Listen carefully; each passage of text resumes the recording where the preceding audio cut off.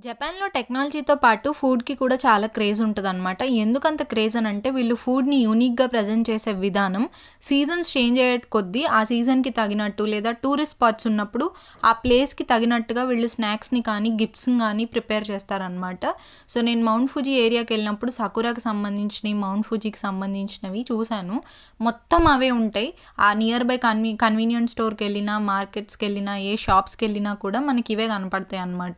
So, నార్మల్‌గా Japanese వాళ్ళు ఎవరికైనా గిఫ్ట్ చేయాలి అంటే ఎక్కువైతే ఇవే తీసుకుంటారు. లేదంటే ఏదైనా ట్రెడిషనల్ జపనీస్ థింగ్స్ కొంటారనమాట.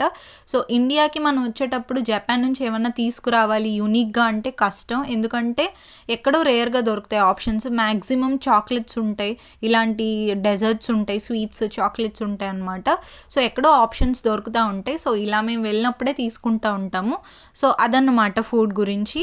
వీడియో నచ్చితే లైక్ చేసి ఫాలో చేయటం